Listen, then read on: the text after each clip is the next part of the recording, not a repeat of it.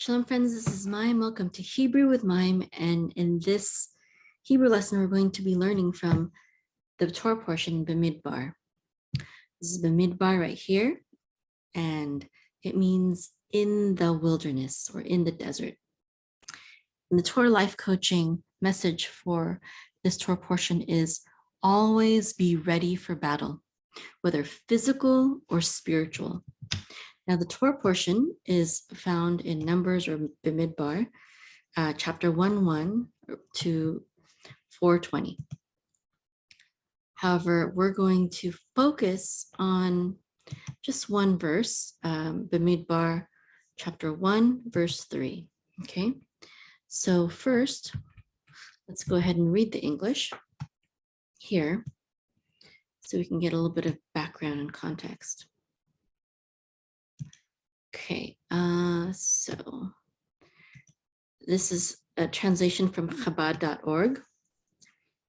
Numbers chapter 1, it says, the Lord spoke to Moses or Moshe in the Sinai desert in the tent of meeting on the first day of the second month in the second year after the exodus from the land of Egypt, saying, take the sum of all the congregation of the children of Israel by families following their fathers' houses, a head count of every male according to the number of their names. From 20 years old and upwards, all who are fit to go out to the army in Israel. You shall count them by their legions, you and Aaron. Okay. Oops. So let's take a closer look at just chapter 1, verse 3. It says, me. So this is a mem with a yud, mem with a chirik. This is me. And then a bet with a segol and the nun sofit says ben, mi ben. Mi ben. And this means from, literally from son. But this is actually how you say your age in Hebrew. You say mi ben something, right? Or mi bat. Okay. So from age, so how long have you been a son of someone? How long have you been a daughter of someone? That's what you're asking. That's what you're asking literally in Hebrew when you're asking for their age. Okay. So mi ben from son or from age. Okay. And this is an ayin with a sego which says and then this is a sin, and the shava closes out the syllable. So this is s. This is resh with the chirik. So this is ri with the yud. It says ri, and the mem sofit closes out that syllable. So it's rim. Esrim. Eser is 10. Esrim is 20. Okay, and then we have a shin with a kamatz which says sha, and then a nun with a kamatz and a hey which says na. Shana. Shana means year. Now it's translated as years, and that's just how it is when you're talking about age. You just use a singular form. Okay, esrim shana, mi ben esrim shana, from 20 years. And then we have a vav with a kamat which says va, and then a mem with a patak which says ma. This is going to be a quick okay, va ma and this is a lamed with a kamat and a hey together. It says la. Va ma'ala. Okay, very quickly, this ayin is very quick. Va'ma'ala, and this means and. Va means and ma'ala means upwards. Okay, and that's the same root as the word aliyah or aliyot, meaning to go up or ascension. Okay, and this is a kaf with a kamatz and a lamed.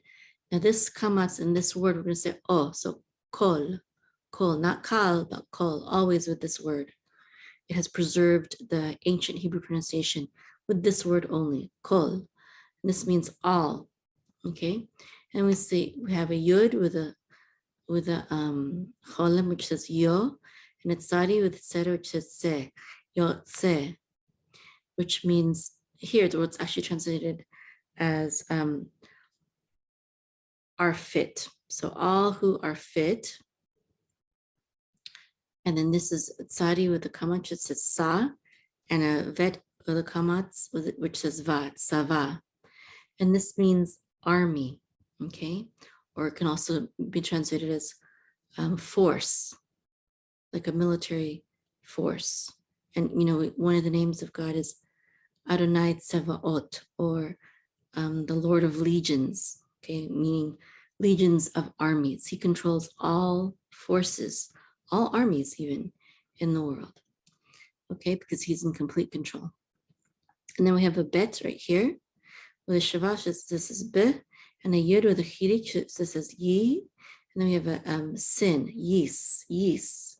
This shavash just closes out the vowel, the syllable. We don't pronounce it, so just yis. And the resh of the kamat, so it says ra, and the aleph with a sera, which says e, and then a lamed, which says, so this is el, be Yisrael, and this means be means in, and Yisrael is Israel, right here, excuse me. And then we have tav with the chirik, so it says t, and then the fe. This closes out the syllables. This is tif, and this is a kuf, and we're going to pronounce this shava, not this one, but this second one. So tif ke, and this is a dalid with a vav with a dot through it, and we say do, tif ke do. And this means y'all shall count. The u makes it plural, the tav makes it second person, you all shall count. And then we have the aleph of the cholam, which says o, and then tav of the kamatz, which says ta, and the mem sofit says tam, otam, which means them, otam. Okay. And then we have the lamed with the shava, which says le, and then we have the tzadi with the chirik, which says si, so let's see. With the vet, it closes this syllable out, so it's letziv. Don't pronounce this shava. It's usually not pronounced in the middle of a word, but it is if it's the second shava, okay, like here. But here there's only one shava, so we just don't pronounce it. And then we have a aleph with a cholam, so it says o, letziv, o. So the o is not part of this. It's not letzivo, it's letziv o. There's a glottal stop right here, o. And then a tav with a kamatz with the mem sofit says tam. Letziv o tam, which means according to. The lamed can be translated as according to or by. And then sivotam means their legions. This the tzadi vet aleph, it's the same root as this. So you could say armies, according to the armies. But you could divide it. You could use a different word and say legions. You can translate it either way. It's army, legions, forces, doesn't matter. Okay, but number them like army by army or legion by legion. Number them, count them in groups, basically. Okay, so aleph with a patak says a, and then the tav with the kamatz with a hey it says ta, ata. That means you, and then we have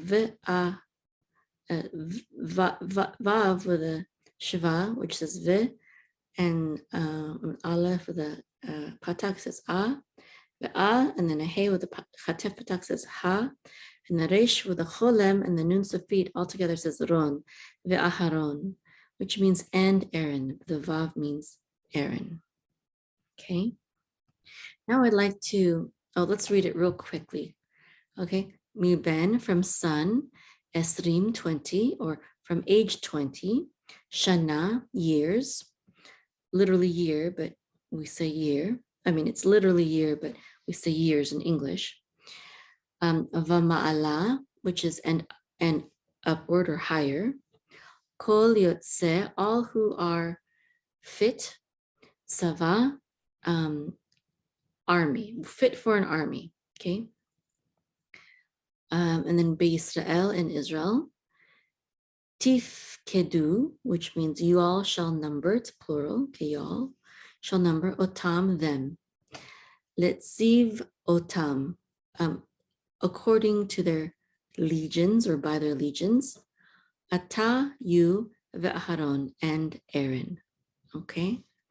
מבין 20 שנה ומעלה, כל יוצא צבא בישראל, תפקדו אותם, לציב אותם, אתה ואהרון. Right. Now, I want to read something that Rabbi Nachman taught. He taught regarding this pasuk, this verse, Bamidbar, chapter 1, verse 3. It says, you and Aaron should take a census of every man in Israel over 20 years old, all who are able to go to war according to their divisions. And he says this, he says, all Jews must be ready to wage war for God. They can do so only when they are united in their goal. Thus, Moses counted the Jews in the desert who were ready to fight for God. So, Rabbi Nachman here is saying we must always be ready for battle. But what kind of battle is this? I believe this is talking about both physical and spiritual battle. Of course, we have many stories in the Bible when the children of Israel had to defend herself. And then we also have the story of, the Maccabees who fought for their freedom of religion. But also, this reminds me of a commentary about that Rabbi Nachman taught about the previous Torah portion, the one right before it. In Vayikra, Leviticus 26:7, where it says, you'll pursue your enemies and they will fall before you by the sword. Rabbi Nachman, he says here, wouldn't peace be a better blessing so that one can toil in Torah and serve God in tranquility? The goal and desire of each and every person should be to spread godliness. This blessing affords us that opportunity, helping us merit to such a great spiritual level that we can actually go out and pursue our enemies in order to draw them close to God. They will fall before you by the sword. The sword represents prayer. This is based on Rashi on Genesis 48:22. Through our prayers and words of truth, because the word of God is like a sword, right? We will be able to reveal the truth of God to others and, of course, win them to Him. So that is the spiritual battle. And the physical battle really only has to be fought when the spiritual battle has failed. So only when we cannot win our enemies to God's side, basically, is when we need to fight them physically. It's very important to make sure we're always ready for battle, spiritually first, but also at times physically. Shalom. I'd like to invite you to visit my website at www.hebrewmime.com. That's HEBREWMAYIM.com. And you can click on the button to sign up for free Hebrew lessons to your email, delivered every week or so. Sometimes I miss a week. Sometimes I'll send more than one email for that week. So again, just visit my website, HebrewMime.com. And I also have special sections here. Not only can you sign up for free Hebrew lessons to your email, but you can also get my playlist to learn the Aleph Bet, even Aleph Bet with Elmo. And I also have a section on learning various Jewish prayers and blessings. I also have you can see all of the Hebrew lessons from Genesis to Deuteronomy. And what else? Oh, I have a section on ancient Hebrew, learn how to pronounce the Hebrew letters in the ancient Hebrew pronunciation, the ancient Hebrew tongue. I have some lessons on how to trope or chant the Torah, specifically lessons for that. And then I also have links to if you're interested in getting more formal biblical Hebrew lessons or modern Hebrew lessons from a good friend in Israel. So you can check that out as well. So just visit my website at HebrewMime.com. Shalom. Shalom, my name is Mayim, and I'm a naturopathic herbalist and holistic life coach, and I'm the founder of the Aruka Holistic Life Academy. Our students learn how to become effective healers using nutrition, herbs, and other holistic healing methods. I have found that to become a holistic healer, you, number one, don't need to be licensed. Although some of our students are medical professionals, doctors, nurses, etc., but you don't need a medical degree or a license to become a holistic healer. Number two, you don't need to study for 4 or more years in college. And number three, you don't need hundreds of thousands of dollars for a medical degree or a nutrition degree or any other kind of expensive degree. I don't have any of these things, yet I have built a profitable online health coaching business. And I'll tell you the 8 things, though, that I have found that you do need. Without these 8 things, healers are ineffective and lack confidence in being a holistic healer. And most holistic schools and certification programs don't incorporate all 8 of these secrets, which is why many graduate from them, from nutrition schools or health coaching schools or herbalist schools, etc., feeling inadequate as a healer. So I would like to share with you my secrets on how I became an effective holistic healer and built a profitable online health coaching business. You can become the healer of your home and your community without the need for pharmaceutical drugs with dangerous side effects, hospitals, doctors, or even dentists. You can build a profitable online health coaching business without the need for years of college for an expensive degree. My mission is to show you how. Visit my website at www.aruka.com/free to get my 8 secrets on how to become an effective holistic healer.